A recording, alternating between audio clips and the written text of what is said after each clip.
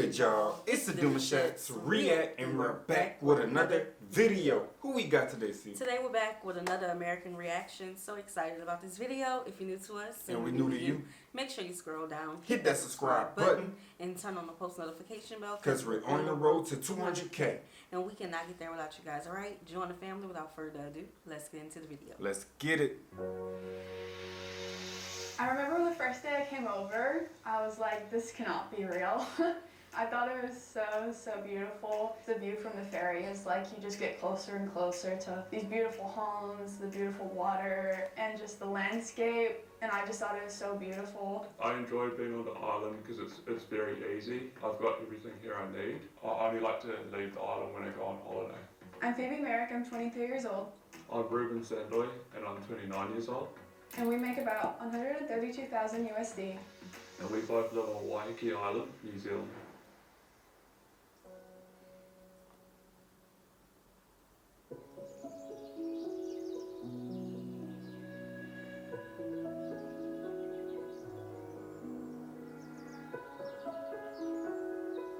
Me and Ruben were introduced by a mutual friend at a bar on the island. They just had a random DJ at an event and he was brought up to me and we just started talking and hung out for a month straight after.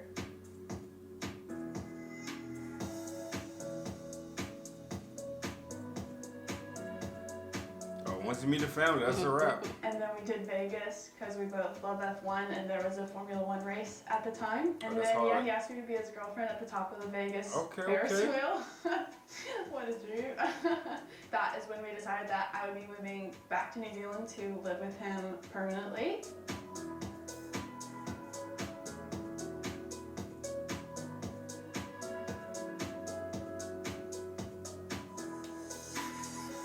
I do anything plumbing on Waiheke, from new houses to maintenance. When I first moved over, I worked in a restaurant and was not making very much. I don't know if it would have been possible for me to financially support myself without Ruben.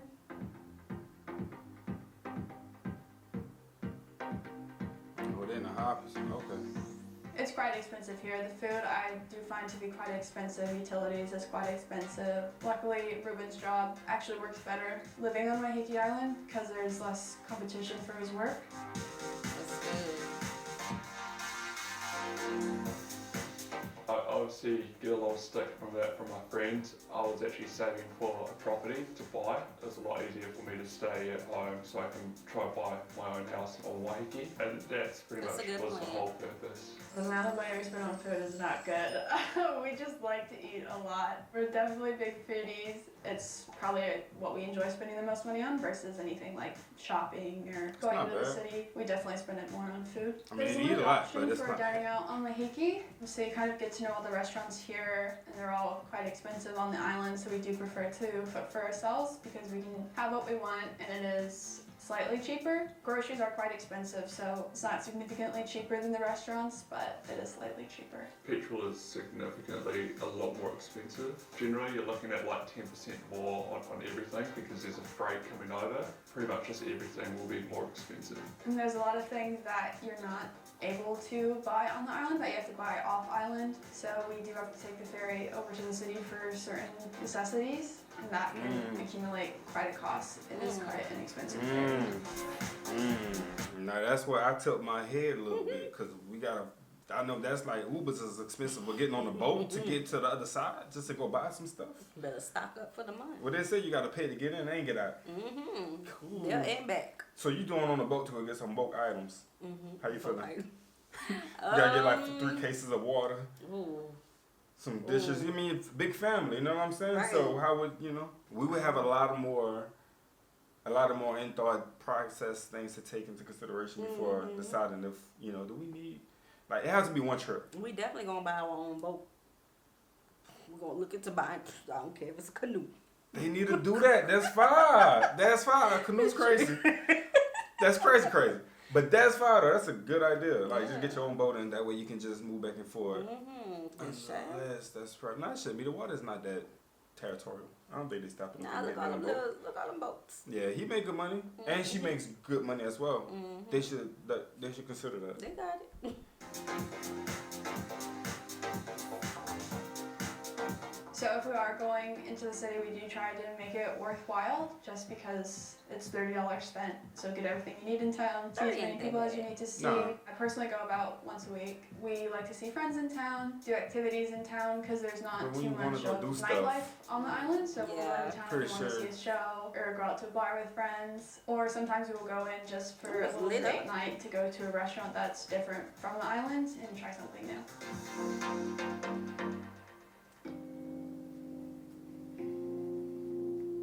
I found it hard to find long-term friends when I came here, because a lot of people come here to only live for a few short months and then they go and keep traveling. So I did have a lot of friends that would pick up and move away, which was a bummer, but we've, I think, eventually now found our group of people.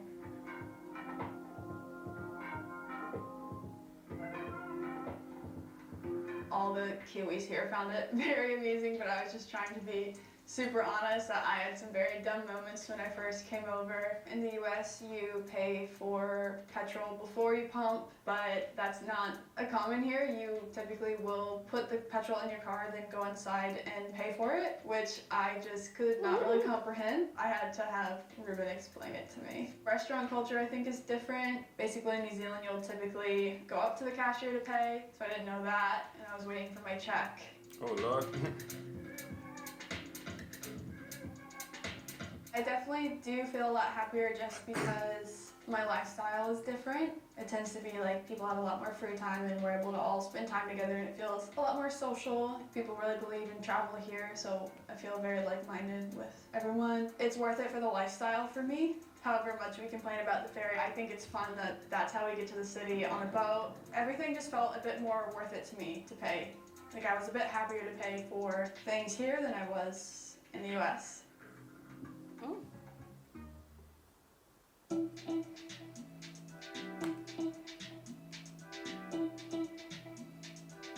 The plan was to always buy our own place. I've been looking for over a year.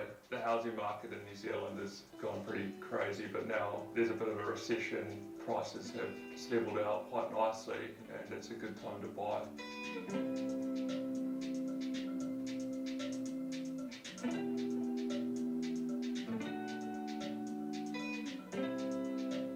You have to build up your credit score, which is a bit different here. It's not based on credit score. And while it is expensive and it is difficult, the fact that it was possible for us, I found quite surprising, but it was definitely a happy surprise. The house was also a bit of a fixer-upper, so that scared a lot of people away, but worked in our favour.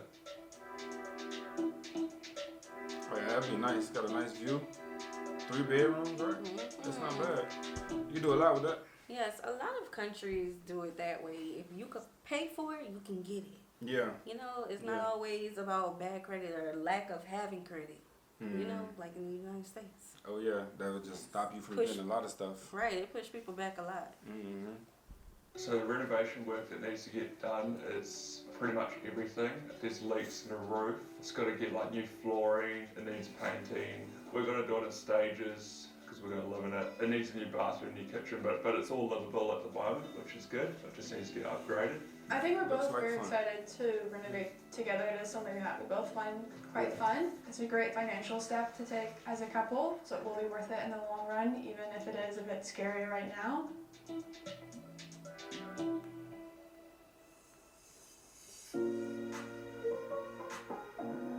We've just bought a house on Waiata, so we're obviously pretty excited to get quite comfortable in it and have a good time. Long term, definitely New Zealand is probably the easiest place for us. We've been able to set things up where we can buy a home and eventually save up again, and I can consistently travel back home to the US. I'm not really sure if I was living and working in the US if I would be able to afford to save up and pay for a couple flights back to New Zealand each year. Things could change, but things have worked out quite nicely for us, so we're pretty happy with it.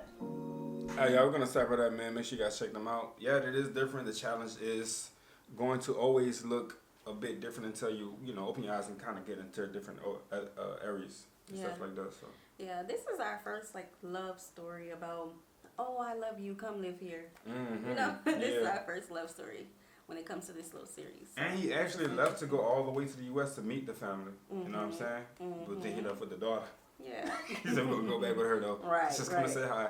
This is a success story, I would think. Facts. All right, y'all. We hope you guys enjoyed this video with us. Be sure to subscribe. We'll see you soon. Peace.